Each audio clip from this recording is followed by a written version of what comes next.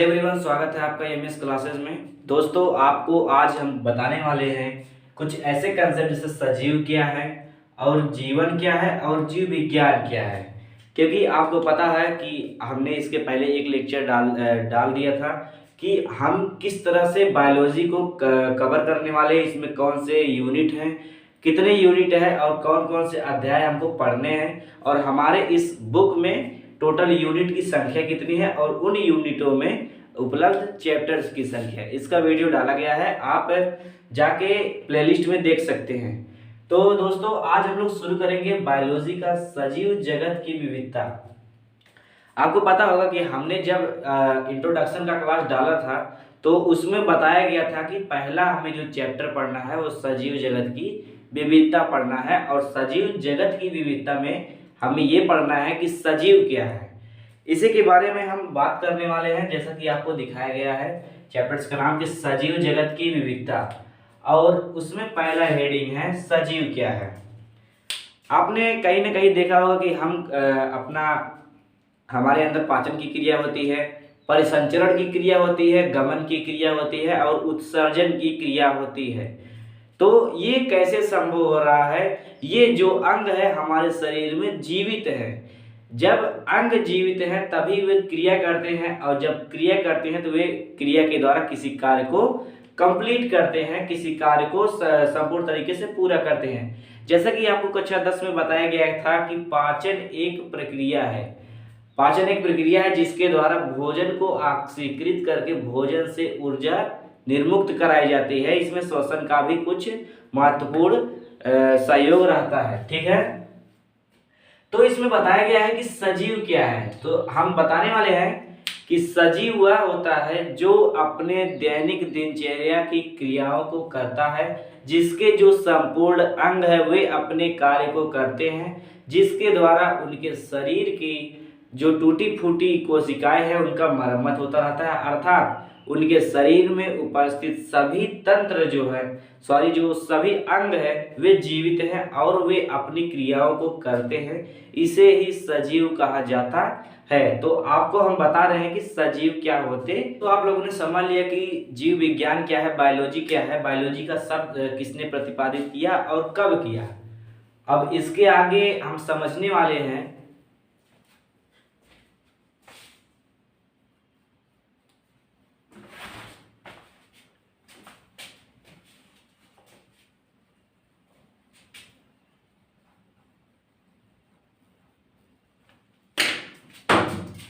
हैं कि जीव विज्ञान के कितने भाग हैं और इसे किस प्रकार से इसका नाम रखा गया है। तो अब हम लोग समझते हैं जीव विज्ञान के भाग। जीव विज्ञान, इसके दो भाग हैं जीव विज्ञान के। अभी जो हम लोग को पढ़ना है उसके दो भाग ही पढ़ना है। पहला कौन सा है? पहला जिसका नाम है जूलॉजी, और जो दूसरे है वो है बोटैनी, वो जिसे बॉटनी कहते हैं। जो जूलॉजी होता है, जूलॉजी इसको कहते हैं जंतु विज्ञान, और जो बोटैनी होता है उसे कहते हैं बॉटनी होता है उसे कहते हैं वनस्पति विज्ञान। तो जो जूलॉजी शब्द है ये ग्रीक भाषा के दो शब्दों से मिलकर बना है। पहला है जून और जो दूसरा है लोगोस, ठीक है। पहला है जोन, दूसरा है लोगोस। जो जोन है इसका मतलब है एनिमल अर्थात जंतु, एनिमल, और जो लोगोस है इसको कहते हैं डिस्कोर्स। क्या कहते हैं? डिस्कोर्स, जिसका मतलब होता है स्टडी, ठीक है। जो एनिमल का मतलब होता है यह होता है जंतु। तो आप लोगों ने समझा कि जो जूलॉजी है, जूलॉजी के ग्रीक भाषा के दो शब्दों से मिलकर बना है। पहला है जोन, दूसरा है लोगोस। जो जोन अर्थात इसका मतलब है एनिमल जंतु, और जो लोगोस है इसका मतलब है डिस्कोर्स अर्थात स्टडी, इसका अध्ययन। अब हम लोग बात करते हैं बॉटनी के। बॉटनी जो है ये भी ग्रीक भाषा के दो शब्दों से मिलकर बना है। पहला क्या है? पहला है आपका बोटैन, ठीक। इसका मतलब है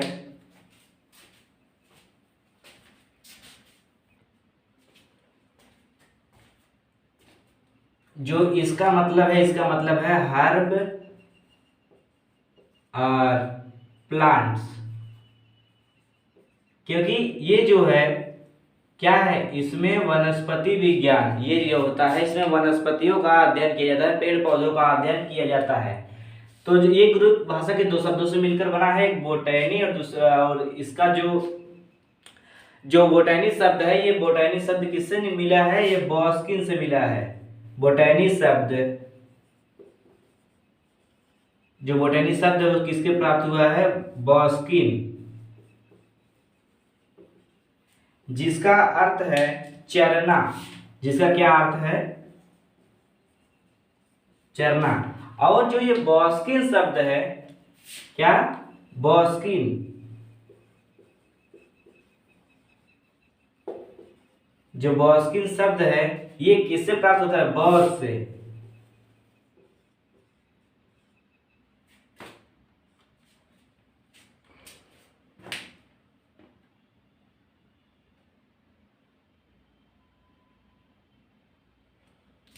सॉरी, ये स्पेलिंग में मिस्टेक हो गया, BOUS, बॉस से उत्पन्न हुआ है, जिसका अर्थ है पशु। ये एक ब्रीफ ऑफ हिस्ट्री है किसका? नामकरण का, ठीक है। हम लोग फिर से बात करते हैं जीव विज्ञान, जिसे कहते हैं बायोलॉजी। बायोलॉजी को दो भागों में बांटा गया है। पहला क्या है? पहला है जूलॉजी, दूसरा है बॉटनी। जूलॉजी को कहते हैं जंतु विज्ञान, बॉटनी को कहते हैं वनस्पति विज्ञान। अब जूलॉजी जो शब्द है ये दो शब्दों से मिलकर बना है। पहला है जोन, दूसरा है लोगोस। जोन का मतलब है एन एनिमल अर्थात जंतु, और जो लोगोस का मतलब है उसका मतलब है स्टडी। जो डिस्कोर्स लिखा गया है इसका मतलब है स्टडी, ठीक। उसके बाद हम लोग बात करते हैं बोटैनी, से कहते हैं वनस्पति विज्ञान। ये ग्रीक भाषा के दो शब्दों से मिलकर बना है। पहला क्या है? ग्रीक भाषा के शब्दों से मिलकर बना है, इसका जो नाम है बोटैनी। उसके बाद उसका अर्थ होता है क्या? जो बोटैनी का जो मतलब होता है हर्ब ऑफ प्लांट अर्थात पेड़ पौधों का के बारे में अध्ययन करना। और जो बोटैनी शब्द है ये ग्रीक भाषा के बॉस्किन से प्राप्त हुआ है, जिसका मतलब है चरना। और बॉस्किन जो शब्द है वो बॉस से उत्पन्न हुआ है, जिसका मतलब है पशु। तो ये जो होता है, ये आपको जो जोन और ये बोटैनी, ये ग्रीक भाषा के दो शब्द प्राप्त हुए हैं। क्या? जोन और बोटैनी। और बोटैनी ये क्या है? ग्रीक भाषा के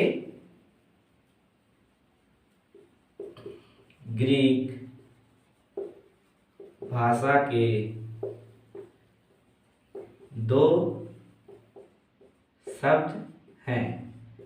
तो दोस्तों इसके आगे हम चलते हैं और आगे बात करते हैं कि इसके अंदर की और कौन कौन सी बातें हैं।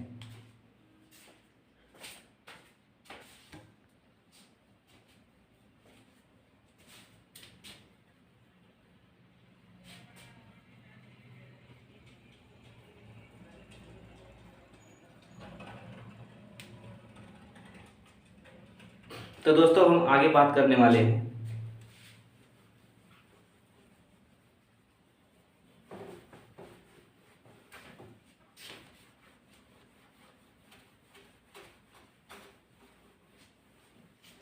अब हम लोग बात करने हैं क्या?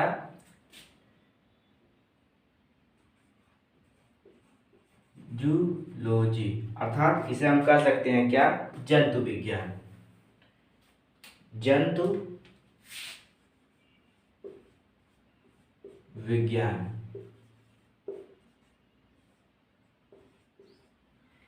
इसका जो परिभाषा हो जाएगा, विज्ञान की वह शाखा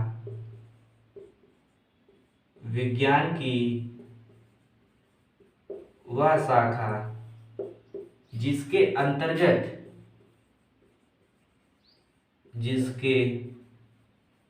अंतर्गत हम जंतुओं के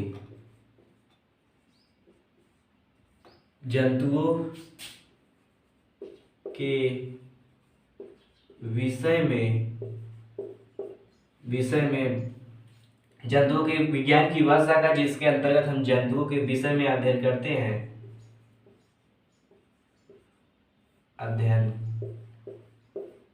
करते हैं क्या कहलाता है? वह आपका कहलाता है जंतु विज्ञान।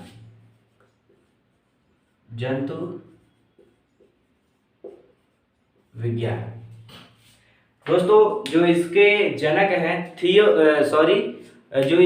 हैं अरस्तु ने अपने एक बुक में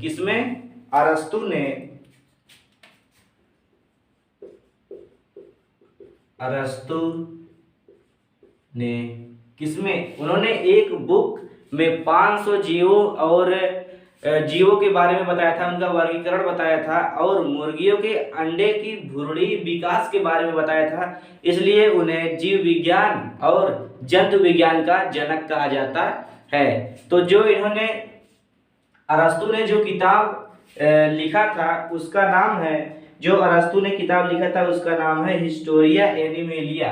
अरस्तु ने हिस्टोरिया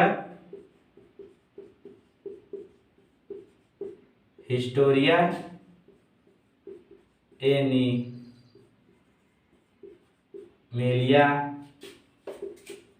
नामक किताब में 500 जीवों के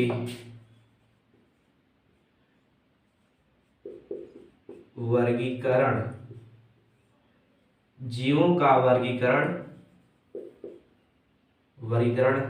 और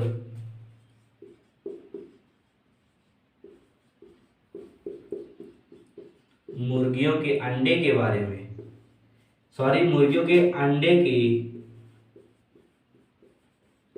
भ्रूणीय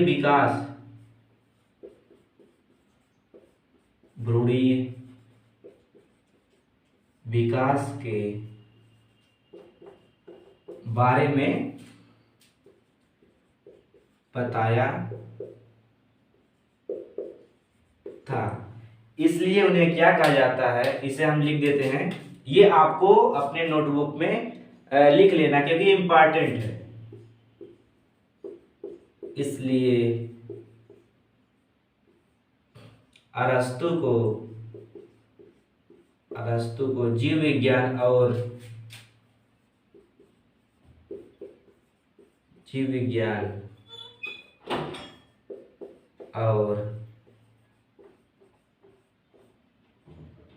जंतु विज्ञान का जनक कहा जाता है।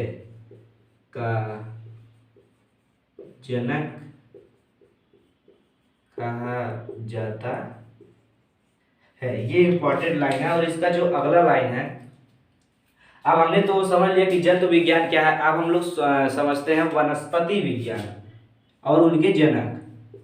वनस्पति विज्ञान, इसको आप लोग लिख लीजिएगा कि विज्ञान की वह शाखा जिसके अंतर्गत हम पेड़ पौधों के बारे में अध्ययन करते हैं उसे वनस्पति विज्ञान कहते हैं। अब इसको हम समझते हैं। ये आप लोग लिख लीजिएगा। एक व्यक्ति थे जिनका नाम है थियोफ्रेस्टस।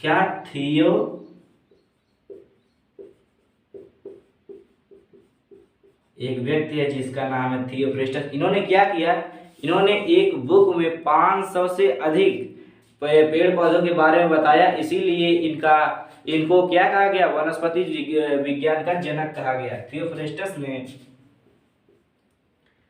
एक किताब में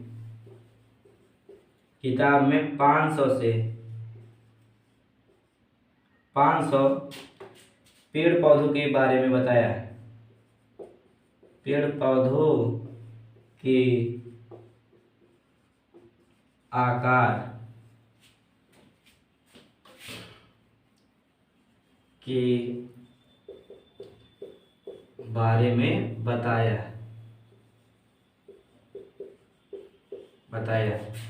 उसके बाद क्या हुआ, इसलिए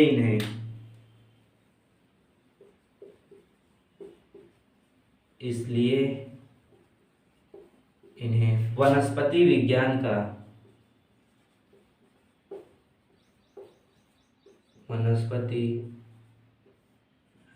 का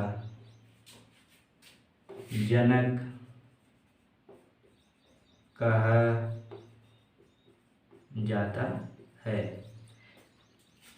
क्या थियोफ्रेस्टस ने एक किताब में 500 पेड़ पौधों के आकार के बारे में बताया, इसलिए इन्हें क्या कहा जाता है, इन्हें वनस्पति विज्ञान का जनक कहा जाता है। और इन्होंने किसके बारे में बताया था, पेड़ पौधों के आकार के बारे में बताया था, और किसके बारे में, आकार और आयु।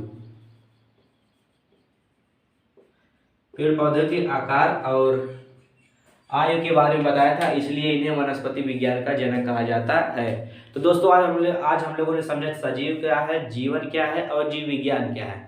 दोस्तों आई होप आपको ये लेक्चर समझ में आया होगा। यदि ये लेक्चर आपको समझ में आया तो वीडियो को लाइक करके चैनल को सब्सक्राइब कर दीजिएगा और बेल आइकन को प्रेस कर दीजिएगा, और कमेंट बॉक्स में बताइएगा आपको ये लेक्चर कैसा लगा। यदि लेक्चर में कोई कमी हो तो उसे आप लोग कमेंट बॉक्स में लिख दीजिएगा। दोस्तों मिलते हैं नेक्स्ट वीडियो में, तब तक के लिए जय हिंद जय भारत।